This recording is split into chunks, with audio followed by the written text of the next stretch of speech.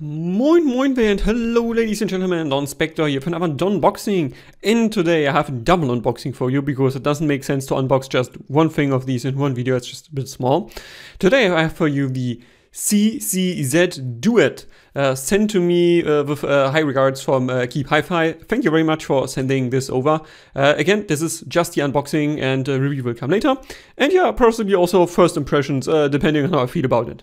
And then also sent from another good friend of the channel here, we have Rose Technics. They sent me their pair of liquid silicone ear tips, which I specifically asked them because I really like liquid silicone ear tips. And yeah, they have a pair now. And yeah, thank you very much for sending this over. Let's see what you actually get. I think I'll be starting off with the tips. And in case you're asking why this is already open, because it was glued and I just wanted to open it, but it's really hard to open. This thing is tight in there. So I just ripped it apart on the top here. And yeah, these are liquid silicone ear tips. The material should be similar to the original one, hopefully.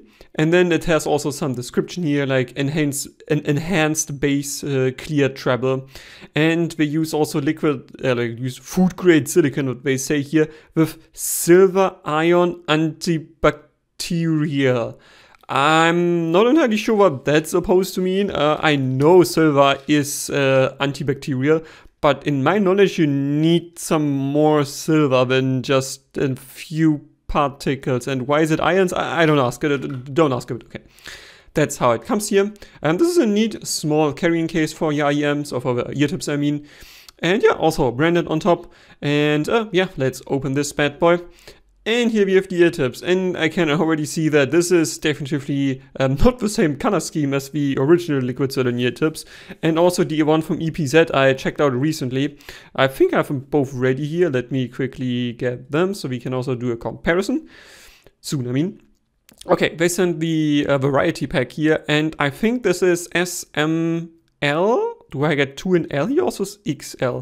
Let me quickly double check the sizing here. So, don't know, they look pretty much the same size to me. I think I get you get 2 L's with the variety pack, I think. Let me quickly just do a double check, do a bit of cross-referencing here. Yep, that looks like it's the same size. So yes, there is a variety pack, and yeah, it contains all 3 sizes, so there's only SM and L. And my ear canal being small, I obviously will take a look at the small one here.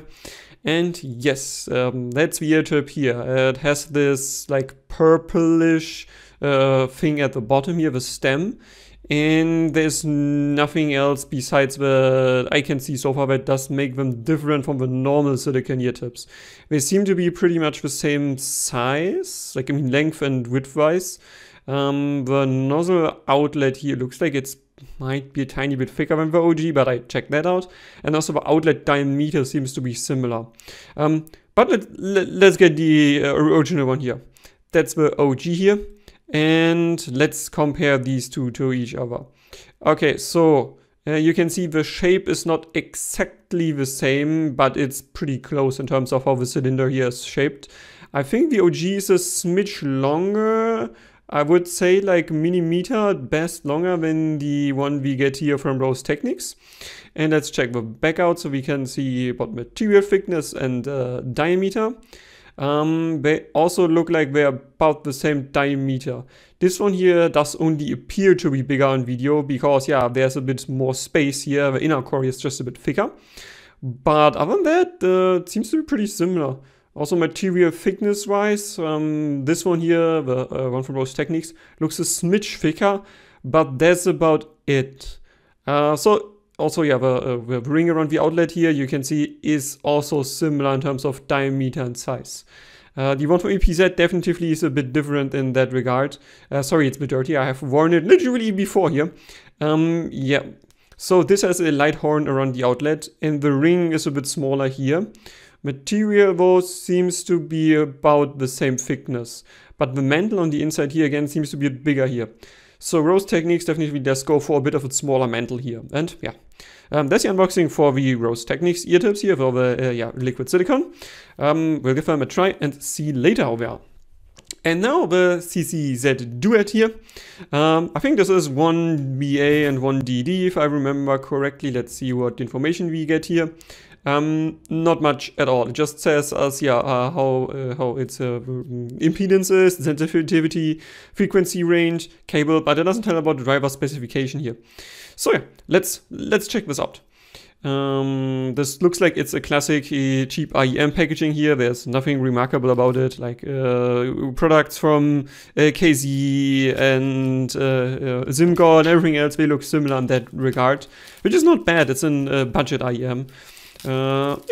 Let's open this and see if we can pull it out. Oh yeah, that's nice. I like this. Actually, here you can just pull it out directly. I like these are the small attention to detail. Other people would stuff it in and be like, yeah, pull it out. And here there's a small gap, so you can literally just do this and get it out there. And then you have the IEM here. This has a like metal faceplate at the back. It looks like it's brushed aluminum. And yeah, and then here the small details. Yeah. See CCZ or KeepHifi. This is a good idea with this, but then there should also be a small lip so I can pull this out, because now I have to use my fingernails in order to get it. So there would be small improvement potential here for the packaging, I mean. Then let's first get the IEM out and check and look at the accessories here.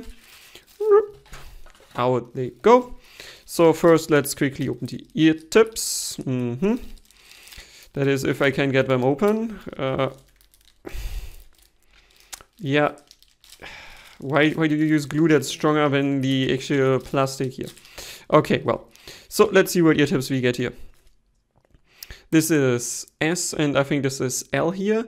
And oh, this is actually a rather round ear tip in L. This is more like half ball shaped than it is here, cylinder shaped. And they have this, I don't think I've seen an ear tip like this so far. They have this slight extrusion here at the top from the inside cylinder. Very interesting design. I'm not sure if that is comfortable or not. So this might be actually an ear tip I will be trying. And yeah, the material seems to be on the thinner side. And the actual mounting mechanism is also slightly recessed here. So this will be mounting relatively deep in your ear canal. Inside looks like it's lightly horn-shaped, but because the outlet diameter looks like it's like 4 millimeters or 4.5 or 5 max. Yeah, this won't be too horn-shaped when you actually mount it. And then the cable here. This reminds me of our really cheap IEMs here. Let's see how it is. Yeah, this looks like the blonde cable. Okay, I thought we have gotten past the point of blonde cable, but let's see. Maybe it's just the bad memories coming back here. Let's pull this out, push the rubbish out of the picture for now, and check and look at the cable here. Yeah, so that's its initial impression here. Let's quickly try to straighten it a bit, give it a bit of tension, so we will see how smooth it is in real life. It's not. It's like the blonde cable. I'm sorry. Like this is not smooth. Like you really have to. We'll try it once more. Maybe I can get it somewhat smooth. I can. Okay. If you just give it a bit more tension here, you can get it somewhat smooth. And yeah, what I do like is the 90-degree connector here. That has also some texture, so it should be a bit better to grip. And strain release. It does release strain. Nice. That is nice to see. Actual cable thickness. I mean, yeah, if you've seen the blonde cable, this is pretty similar. So it's more on the finish side of things, but it ain't too thin. Gotta give them that here. And then on top, we have the splitter here. Has the same style, made out of rubber. Again, a strain release that does release strain. That's good. And then the chin slider on top, which is sliding without much resistance at all. So I don't think that's going to work. And then the two cables on top, I think, are the same thickness as the cables below here.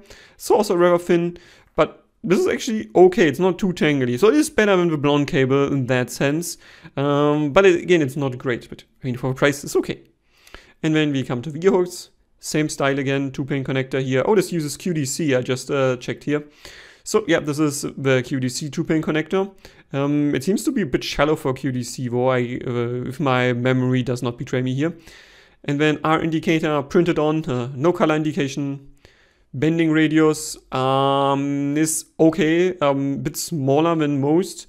And rubberization is rather tough. Oh yeah, oh god, check this out, ladies and gentlemen. That is a thick ass rubberization here. I would really recommend CCZ to reduce the rubberization around this. It's too much. This can lead to pressure hotspots here at the back on bigger ears. And then next, let's take a look at the IM. Let's get it out and throw the cable out of the picture. Here you go. I think I take the right side and remove the tip. That's the IM. There's like brushed aluminum plating here. It feels like it's metal, doesn't feel like it's plastic to my finger, but now it has been sitting inside, so I couldn't tell because now it's all room temp.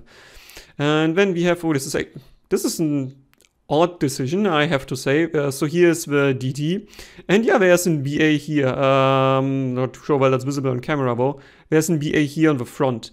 Again, I like this frosted, transparent look. I'm digging this, like, so you can see actually what is inside the IM. And they have this, that's a moment of odd, they have this additional rubber tip or lip here at the back, probably to give you a bit better grip in your ear. The issue with this though is because it's not replaceable, everybody has different ears and this might not work for you. But what I really like that they went for a full semi-custom design here.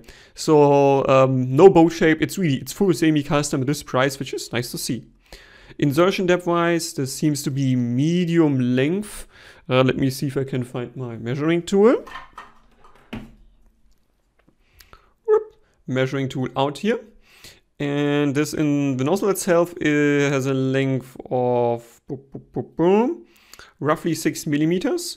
And the additional insertion through the shell comes up to like 3 millimeters, 2 to 3 millimeters. So with 8 millimeters, this is a medium length insertion overall. And also the angle, just judging from this, looks like it's done well. One thing I noticed though, again, we have this like weird design here with the front. That, yeah, you have, first it goes the standard like bit V, and then it goes again straight. I've not seen a design like this so far. So I'm not sure like who does the CCZ belong to, but this is at least in unique budget IM. I don't think I've seen anything with similar design, at least so far. And then last but not least here the nozzle. So the metal mesh here seems to be glued on well. It's rather thin, you can basically see through it, but it don't see any issues here. There's no glue residues around. It looks like it should get the job done just fine. And then you have a QDC connector. Yeah, it's like shortened QDC. I'm seeing this now. I'm pretty sure the real QDC is not as short as this one. And yeah, I think that's the unboxing. Hope you enjoyed it. Yeah, questions, recommendations, criticisms, please leave a comment. Donspektor out.